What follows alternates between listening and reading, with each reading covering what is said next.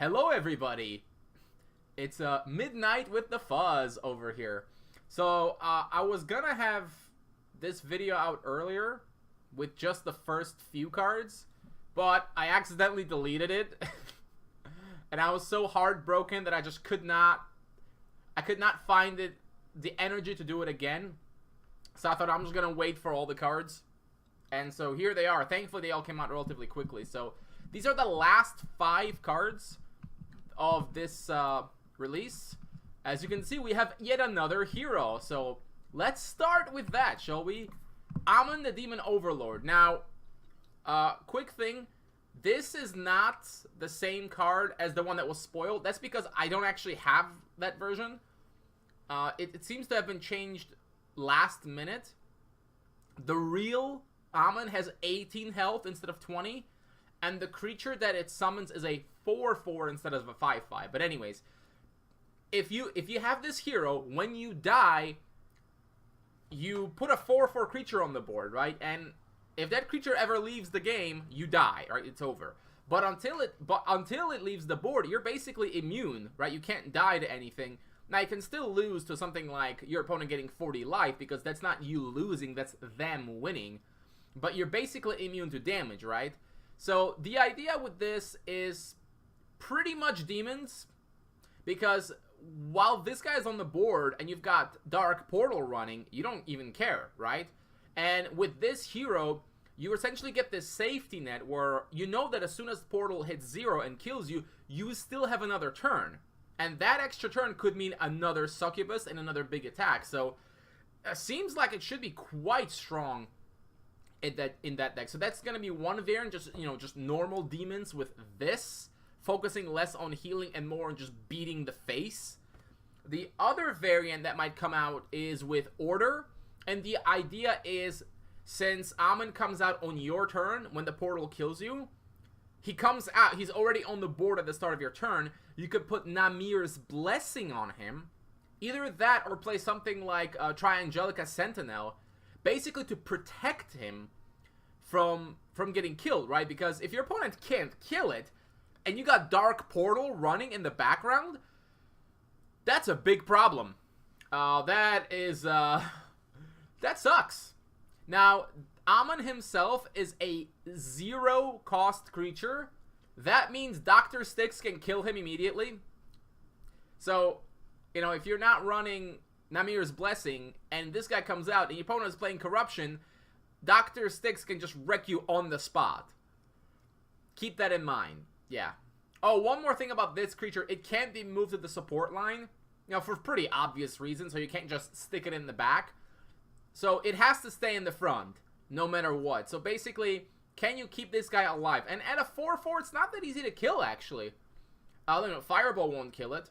So if your opponent can't immediately kill it, that's another turn of beating down that you have, especially with Dark Portal.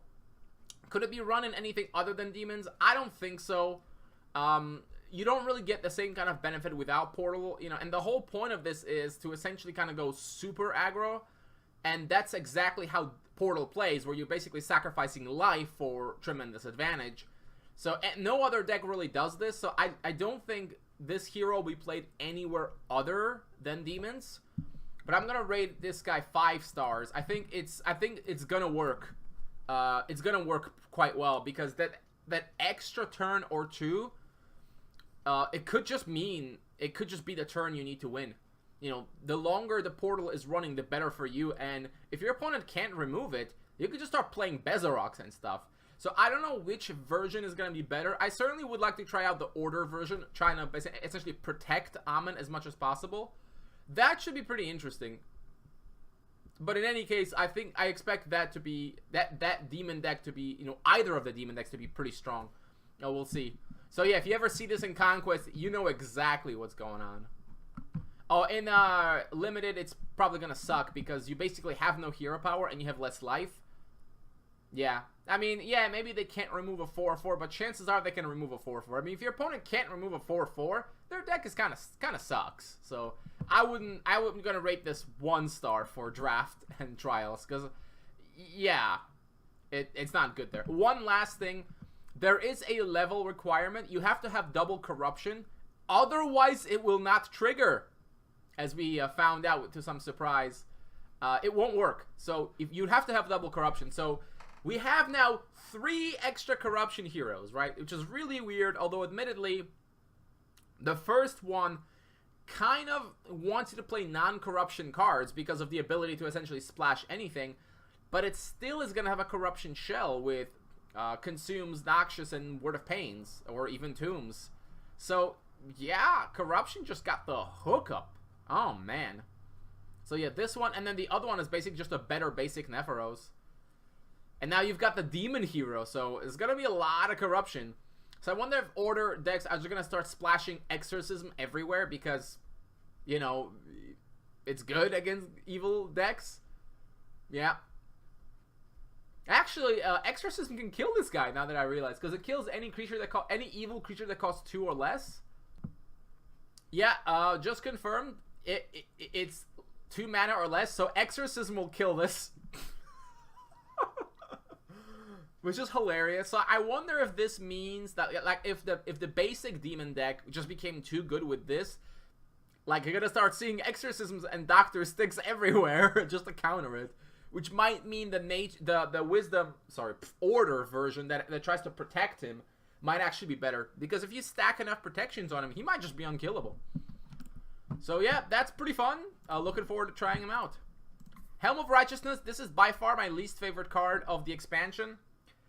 It looks like it's gonna land in some stall deck. We just try to helm other stuff so they can't do anything, and then just start stealing their stuff. I don't like this idea at all. It's primary, so you have to run many copies because they kind of work off of each other.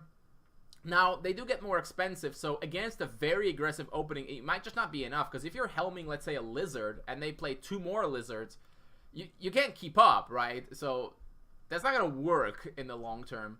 But combining some helms and some other removal, it might give you a really strong defense. Where this would work best is against aggressive decks that don't go crazy.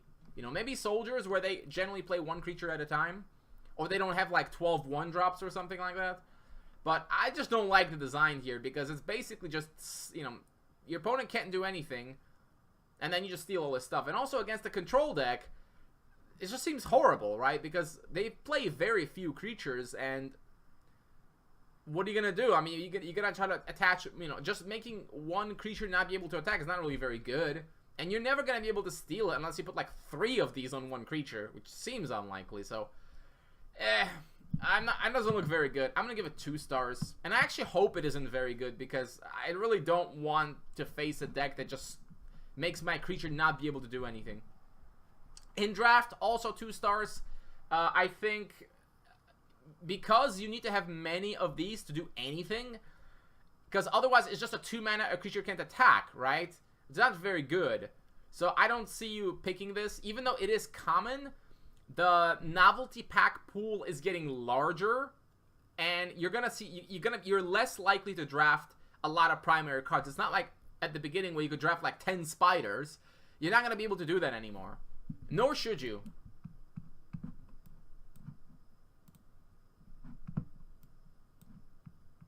Oops, misclick there. Next up, Mimicking Aurite. So do you remember when I was talking about the Devourer, that there is a card that might make Devourer really, really good? Well, this is the card. So the effect works with Embody. So if you embody this, you will get the second copy of whatever embodied it. So that's pretty awesome. So if you do it with Devourer, you get a bonus 6/6 creature. Now it will not be Swift. I mean, thankfully. But yeah, it's a pretty nice combo with anything that is Embody.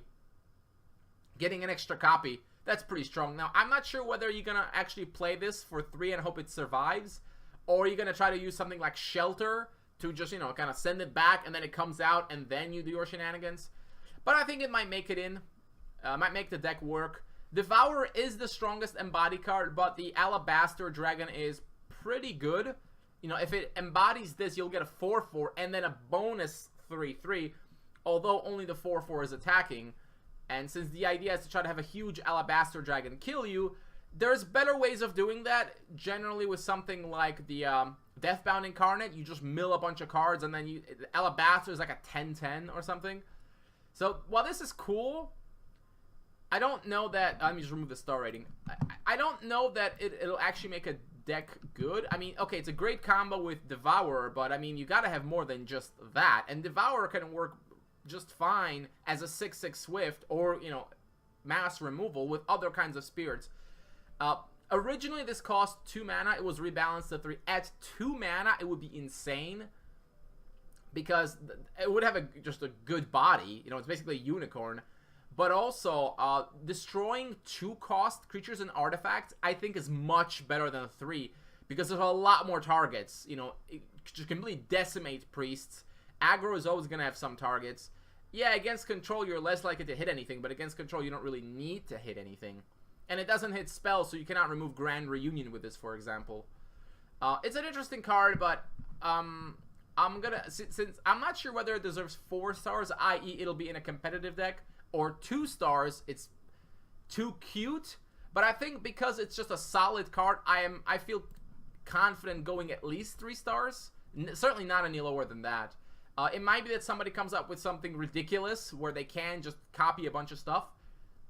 Could work because you're running Wisdom, so you just try Horizons maybe. Try to get this out. Shelter, and then double 6/6 or whatever. Might work. I don't know. But it's a cool card. Amethyst Scarab. So it's another primary card. This one is very interesting. So it has 2 effects. One, you can play boost it for 1 mana to just gain a mana crystal. So basically Power Surge. And the second effect, whenever you do gain a mana crystal, you can pay 1 to get an emblem. Now, if you play 1 Scarab and you do the play boost, you will not have the option to get a Might emblem immediately on it, right? So how could this work? Because it's such a cheap ramp card, and it's a spirit, and it's level 1, what could you do with it? Well, for instance, you can embody this with something like Eranuel, which will cost 2 mana, because you could even do it on turn 3 if the Scarab survives. Plus a significant amount of ramp. I saw a list that was something like Wisdom Dominion with cards like Timea, Eranuel, and a bunch of these, and it seemed like it would be pretty good. And also, anytime in the future we find any other ways to use all the mana that you can get with this, because you can get a lot of mana with this, then this deck will just be even better. As it is, I think the card is still pretty decent. You know, just on turn 3 you can Power Surge and, you know, get a body. So you get to run a bunch of extra Power Surges in your deck. Yeah, you don't get to draw, but later on when you have more mana, you can, you know, start putting out some pretty large Scarabs. It can start snowballing pretty fast. If you just play it on 2, it's already threatening to basically grow. You know, because you play a mana, you already can get a Might Emblem on it. Though maybe you'll use the mana to ramp. I don't know. In any case, it looks promising. And I'll give it 4 stars. Bonus points for being a spirit. So Embody Tricks. Level 1, so you can sack it with Stronghold Metropolis as well. Yeah, I think it's... I think we could see a Scarab deck. Though we'll see how it measures up to the... some of the other decks, like Demons and, of course, Passageway Igloo. Oh, and for draft, probably 3 stars? Yeah, I guess. No, you know, I'm going to give it 4. I mean, it's if you can actually ramp early on, that's not bad. And it's a snowball card. You know, if it's not answered, it could grow by itself. So, cards like that, I'm going to give it fair respect and give it 4 stars in that as well. Oh, and for mimicking in draft, I like totally spaced out. I'm gonna go 3 because if it just gets removed, it sucks. And lastly, Plague Water. So you remember the Plague Crab, right? The crab that never dies. Well, this creates more crabs. The actual effect is -1/-1 for all creatures until end of turn at instant speed. And for 1 more mana, you can summon the crab. Generally, you're gonna want to summon the crab, because the crab is a good card. I mean, for 1 more mana, it's a 2 mana card, so you get it for free for just 1 more mana. That's a great value. The effect itself isn't that good because it hits your guys too. You could use it to try to, you know, cheat in combat a little bit, or perhaps supplement something like Suffocate. But generally, I think you're mostly using it as another crab generator. Yeah, you know, 3 mana crab isn't great, but hey, it's better than nothing. So this will just be another card to put into that put into that hate bear crab thing that'll run the crabs and sculptors and stuff like that, mesmerizing spirits, and essentially just always keep a big board because these guys are so hard to kill and can be reloaded with Passageway. So that deck I think could be good. So I'm in a generous mood, so I'm gonna give it a 4-star rating, just because I think I mean it'll be played and I think the deck will be like decent, but it might not be because of all the other craziness. Especially again, Igloo Passageway is what I'm thinking, but I suspect that if Igloo Passageway really gets out of control, it'll just be nerfed. Probably Passageway will be nerfed, and then decks like these will be able to arise. So 4 stars. I think same rating for Draft as well. It's a pretty nice card. The crabs are pretty useful. So that's it. That's all the 11 cards we have. 3 heroes, all of whom are definitely playable. An insane skill shrine, which will be played for sure. And a really good ancient creature, which could be thrown into almost anything. And then a couple interesting cards here and there. I think the crabs and scarabs are interesting. The Mimicking Orite has some potential. Definitely wondering what the next Masters will look like. If Passageway isn't nerfed, I suspect that there's going to be a Passageway deck with Shrine, because, oh my god. And the funny thing is you can have 4 copies of a card in Conquest. You could have two Igloos. I keep calling it Shelter. I meant Igloos. Get the name right. 2 Igloos in one deck and 2 Igloos in another deck, right? So you could double the fun. Oh my god. Anyways, that's it for this video. I'll see you next time. Probably for Masters. I don't remember how far away it is, like 2 weeks, maybe 3. And I'm can't wait to see the next batch of cards. We're gonna have to wait a month. Hopefully no more than that. But the expansion comes out in what, 2 days? Oh, they said it might be delayed, so 2 days, maybe 3. And yeah, let's get deck building. Let's see which one of you guys comes up with the next broken deck. Let's see what's gonna be on ladder. Let's see what Masters look like. There's gonna be a lot of corruption. I have a feeling there's gonna be a lot of corruption. Cheers.